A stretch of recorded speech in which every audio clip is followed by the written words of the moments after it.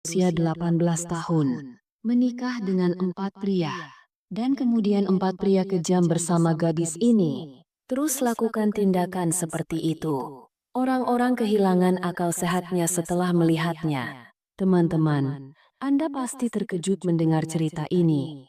Jadi tonton videonya sampai selesai. Teman-teman, cerita ini tentang penindasan terhadap gadis itu. Namanya Sakinah, dan dia berumur 18 tahun. Gadis itu datang ke istana desa Chaudhary sambil menangis dan terhuyung-huyung. Pancayat yang sama terjadi di dekat Chaudhary. Gadis itu juga sampai di sana dan mulai menangis. Sambil menangis, dia menangis begitu keras hingga dia pingsan. Dia bahkan tidak bisa berkata apapun dengan bibirnya. Saat Chaudhary melihat gadis itu pingsan seperti ini, jadi dia berdiri dan sangat kesal bahwa gadis ini sedih. Semua orang yang duduk di sana khawatir melihat gadis itu. Chaudhary segera memesan bahwa wajah gadis itu harus disiram air, dan biarlah itu terwujud, agar dia dapat mendengar tangisannya.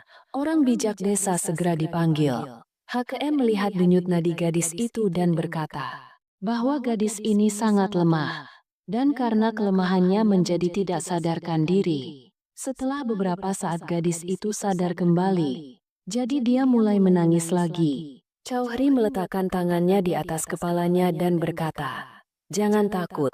Nah, katakan padaku bahwa kamu bersamaku saat ini. Apa masalahmu?" Chaudhary mendudukkan gadis ini di kursi. Dia minum air lalu berkata, "Tuan Chaudhary, saya datang kepada Anda dengan cerita sedih saya. Hidupku dalam bahaya. Selamatkan aku. Kalau tidak orang-orang itu akan mencakar dan memakanku. Sudah berapa lama saya menderita penindasan?" Gadis itu mulai menceritakan kisah menyakitkannya di depan semua orang sambil menangis. Katanya, "Pak Chaudhary, waktu itu saya baru berumur 10 tahun. Saat orang tuaku tinggal bersama, ibuku sering menangis. Dan dia sering mengatakan bahwa ayahmu seorang pecandu alkohol. Menghinaku, itu membunuhku.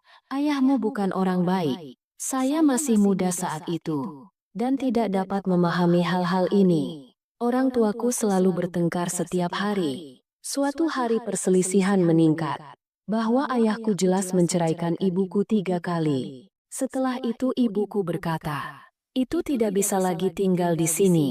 Dia membawaku pergi dari sana." Kataku sambil menangis, "Bu, aku ingin tinggal bersamamu dan ayah." Tapi ibuku berkata, "Nak, ayahmu bukan orang baik. Jika dia melakukan ketidakadilan padaku, jika kamu mengalahkanku, aku akan menanggungnya. Tapi sekarang dia telah menceraikanku. Sekarang aku tidak bisa tinggal bersamanya. Oleh karena itu putri kamu juga ikut denganku." Kata gadis itu. Ibuku membawaku ke rumah pamanku saat itu. Dan ibuku mengatakannya dengan kata-kata yang jelas. "Hai adikku, jika kamu tinggal bersamaku, jadi tinggallah, tapi aku tidak bisa menjaga putrimu bersamaku." Mama melanjutkan, "Inilah alasannya, bahwa putri Anda semakin muda sekarang. Dan saya juga mempunyai 4 anak laki-laki, di suatu tempat yang tinggi dan rendah. Lalu ada pancayat di desa, dan aku tidak bisa merusak kehormatanku seperti ini. Jadi adikku, aku bisa menjagamu, tapi kamu tidak bisa membiarkan putrimu tinggal di rumahmu." Gadis itu berkata, "Ibuku mulai menangis padaku. Hei, putriku sayang, sekarang aku harus melakukannya. Bahwa aku tidak bisa menahanmu bersamaku." Dan saat itulah ibuku mengantarku kembali ke rumah ayahku. Dan dia mulai tinggal di rumah kakaknya. Aku menangis melihat ayahku. Ayahku meletakkan tangannya di kepalaku. "Dan saya menghibur Anda, jangan khawatir. Ayahmu bersamamu." Kemudian saya menyadari bahwa ayah saya tidak seburuk itu. Seburuk apa yang ibuku katakan pada ayahku. Tapi saat itu aku adalah gadis yang naif. Saya tidak mengerti baik dan buruk. Setelah itu ketika saya mulai tinggal bersama ayah saya, jadi saya melihat bahwa itu akan menjadi tengah malam. Jadi beberapa wanita datang ke kamar ayahku dan tutup pintunya. Lalu di pagi hari para wanita itu akan pergi. Saat itu saya tidak mengerti sama sekali. Itulah intinya. Kapan pagi hari? Jadi ayah saya akan memberikan sejumlah uang ke tangan para wanita ini dan mereka akan pergi. Tapi ayahku selalu memperlakukanku dengan baik. Dia bertanya padaku setiap hari, "Nak, kamu ingin makan apa? Apa yang harus dimasak hari ini jika Anda menginginkan sesuatu?" Jadi, katakan padaku hanya itu yang kupikirkan saat itu. Bahwa ayahku baik padaku. Tapi saya tidak dapat memahami wanita-wanita itu dan sisa malam itu. Saya tidak mengerti apapun. Begini, 16 tahun usiaku berlalu di rumah ayahku. Ketika saya berusia 16 tahun. Jadi ayahku menikahkanku dengan temannya. Orang itu jauh lebih tua dariku. Tapi saya menerimanya. Bahwa suami yang menjadi istri adalah sastranya. Dan urus itu. Saya telah menerima hubungan ini dengan sepenuh hati. Meski dia lebih tua dariku, tapi aku akan selalu membuat suamiku bahagia. Saya memahami zamannya. Betapa aku ingin menjalani hidupku. Setelah pernikahanku, suamiku membawaku ke rumahnya. Pernikahan itu 2 hari. Suatu hari saya sedang memasak di rumah. Bahwa suamiku pulang dari luar. Aku langsung bangun. Dia pergi menemuinya. Dan mulai bertanya padanya, "Bagaimana harimu hari ini? Kemana kamu pergi?" Mendengar ini, daunku menjadi marah. Dia menampar wajahku dengan keras. Saya adalah seorang gadis bodoh dan lemah pada waktu itu. Tidak tahan dengan tamparan itu. Dan mulai menjerit dan menangis. Saya benar-benar kewalahan.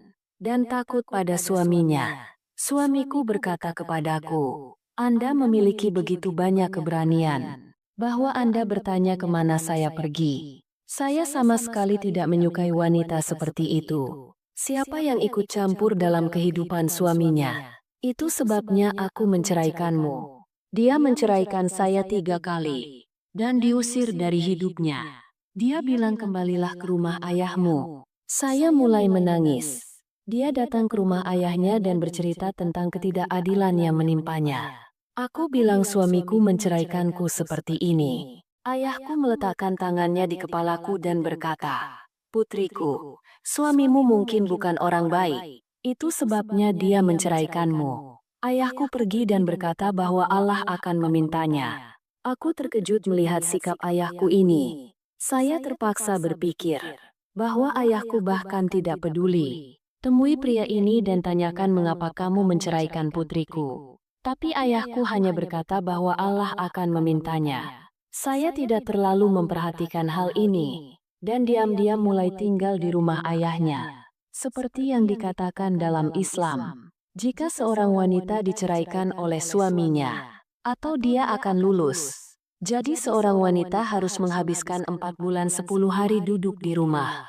Ini disebut Idul Fitri. Saat haid saya berakhir, ayahku mengatur pernikahan keduaku. Aku melipat tanganku di depan ayahku dan berkata, "Sudah 3,5 bulan sejak perceraian saya. Aku belum bangkit dari kesedihan suami pertamaku. Jadi bagaimana saya bisa menikah lagi?" Tapi ayahku tidak mendengarkanku. Dan dikatakan bahwa semua suami tidak sama. Anda akan bahagia dengan suami ini. Dengan mengatakan ini, ayahku membuatku menikah lagi. Dan saya pergi ke rumah suami kedua saya. Suami keduaku menahanku selama 3 hari. Dan menceraikanku pada hari keempat. Dia melakukannya tanpa alasan. Sekarang letakkan di dahiku. Perceraian di bar telah berhenti. Saya kembali ke rumah suami saya sambil menangis. Ketika saya memberitahu ayah saya tentang dirinya sendiri. Jadi mereka membuatku mendengarkan mereka. Sekali lagi saya harus duduk selama 4 bulan 10 hari Idul Fitri. Ketika waktunya habis. Jadi ayahku memberitahuku. "Sekarang aku akan menikahimu untuk ketiga kalinya. Anda harus membereskan rumah Anda." Aku memberitahu mereka sambil menangis. "Ayah, kasihanilah aku. Hidupku sudah hancur. Mengapa kamu membuatku menikah lagi dan lagi? Jika aku telah menjadi bebanmu, jadi tinggalkan aku dalam ego talak. Tapi tolong jangan lakukan itu. Jangan kompromikan kehormatanku atas nama pernikahan." Tapi ayahku tidak mendengarkanku. Dia berkata dengan marah bahwa kamu harus menikah. Jika Anda tidak melakukannya, keadaan Anda akan lebih buruk. Aku diam. Aku tidak punya pilihan. Ayahku menikahkanku untuk ketiga kalinya dengan pria seperti itu. Yang mana lebih buruk dari dua suami pertama. Siksaan pernikahan ketiga saat saya pergi ke rumah suami ketiga saya. Jadi dia melewati batas penyiksaan terhadapku. Dia jauh lebih tua dariku. Dia sering memukuli saya karena hal-hal kecil. Hidung dan mulutku mulai berdarah.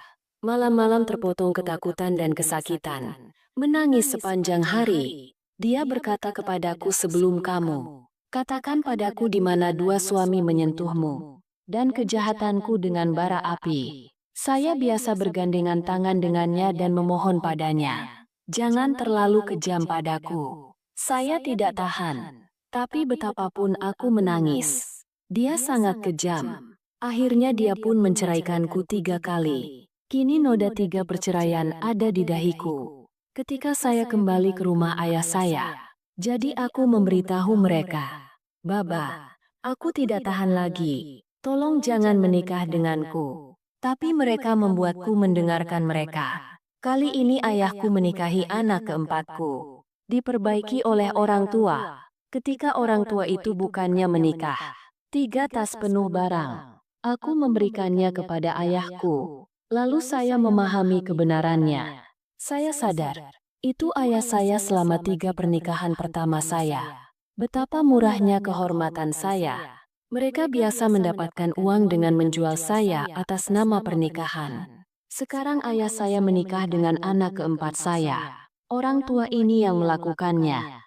Dia lebih buruk dari 3 suami pertama. Dia akan menjemputku setiap hari. Saya tidak menang. Tidak bisa mati. Begitu pikiranku Sakti menjawab. Jadi saya berbicara dengannya. Saat saya berbicara, jadi dia juga menceraikanku. Saat dia menceraikanku, ambil tanganku dan bawa aku. Tertinggal di rumah ayahku. Sekarang saya berada di rumah ayah saya lagi. Ayahku menjualku atas nama pernikahan. Perdagangkan kehormatan saya. Sekarang saya mengerti. Saya tidak mengerti sebelumnya. Saya tidak tahu apa yang terjadi padaku. Kalau tidak, aku pasti sudah mendatangimu. Saya sekarang telah melarikan diri dari rumah ayah saya. Terhuyung-huyung berdiri. Aku datang kepadamu. Anda membantu saya. Gadis itu mulai menangis dan berkata, sekarang ayahku melakukan itu. Itu setiap hari memanggil beberapa pria di rumah. Dan berurusan dengan kehormatanku. Saya ketagihan. Aku hancur. Oh Chaudhary, tolong aku. Saat Chaudhary mendengar kisah menyakitkan gadis ini, jadi dia menjadi tornado api. Dan berkata pada gadis ini, jangan khawatir putri. Kami pasti akan membantu Anda. Chaudhary memanggil gadis ini. Kamu kembali ke rumahmu. Kembalilah ke rumah ayahmu. Dan mengirimkan seorang pria bersama gadis ini. Bahwa kamu bersembunyi dengan gadis ini. Ayah gadis ini seharusnya tidak tahu. Sekarang pria itu pulang ke rumah bersama gadis itu. Dan ruangan tempat gadis itu tinggal. Di ruangan ini, pria itu berdiri. Chaudhary menyuruh penjaga berdiri di luar rumah, tapi tidak ada yang tahu apa-apa. Dan di sanalah pria itu bersembunyi di kamar gadis ini. Ayah gadis ini datang dan berkata, orang-orang ini berdandan dan duduk. Setelah beberapa waktu, seorang pria datang ke kamar gadis ini. Siapa yang mencoba memaksa gadis itu? Sementara itu, anak buah Chaudhary keluar. Saat pria itu melihatnya, sangat terkejut. Dan berkata, siapa kamu? Anak buah Chaudhary mengeluarkan belatinya. Orang ini tepat sasaran. Dari mana teriakan tiba-tiba terdengar dari kamar gadis itu? Mendengar ini, ayah gadis itu dan penjaga yang berdiri di luar masuk. Ayah gadis itu terkejut melihat lingkungan di dalamnya. Karena ada laki-laki Chaudhary. Para penjaga menangkap ayah gadis itu. Dan ambil gadis itu dan tunjukkan di istana Chaudhary. Chaudhary bertanya paling keras di pengadilan. Ayah gadis itu menerima dosanya. Dan memberitahu bahwa dia menganiaya putrinya sendiri dan menyerahkannya kepada suami-suami yang kejam ini. Siapa yang melakukan kebrutalan padanya dan menceraikannya tanpa alasan? Chaudhary memberikan hukuman berat kepada semua orang berdosa ini. Ayah gadis itu digantung di tengah kota, dan wanita diperintahkan lemparkan batu ke arahnya sampai dia mati. Suami gadis itu dipenjara, dan mereka tidak diberi makan atau minum apapun sampai dia mati kelaparan dan kehausan. Chaudhary berkata menghibur gadis itu, "Putri, jika kamu mau, jadi kamu bisa tinggal di rumah ini. Anda butuh sesuatu, jadi beritahu kami, Anda akan terbantu." Namun gadis itu tiba-tiba pingsan setelah mendengar semua ini. Hakim datang dan katakan pada Chaudhary, gadis ini sangat menderita. Lukanya sangat dalam, dan kelangsungan hidupnya sungguh brilian. Terlepas dari segala upaya, di sana HKM tidak bisa menyelamatkan nyawa gadis ini, karena jiwanya bangkit. Semua orang di sana menjadi sangat khawatir dan sedih. Semua orang berpikir, betapa banyak kesedihan dan luka yang disembunyikan gadis ini di dalam hatinya. Dan dia meninggal dengan luka yang sama. Kisah gadis ini berakhir di sini. Jika Anda berbicara tentang hari ini, jadi kita mendengar berita seperti itu di berita harian. Jantung seseorang berdetak saat mendengarkannya. Seorang anak berusia 9 tahun dianiaya di suatu tempat. Jadi di suatu tempat ada ribuan orang yang terkena arsenik. Mereka yang patah hati mendengar kabar ini. Berita pemerkosaan seorang gadis lugu tahun ini keluar. Di suatu tempat seorang dokter dirampok. Kebrutalan dan kekejaman masih ada di dunia ini. Dan memerankan orang-orang kejam seperti itu dengan kehormatan gadis-gadis yang tidak bersalah. Tidak ada rasa malu sama sekali. Cerita ini sudah lama.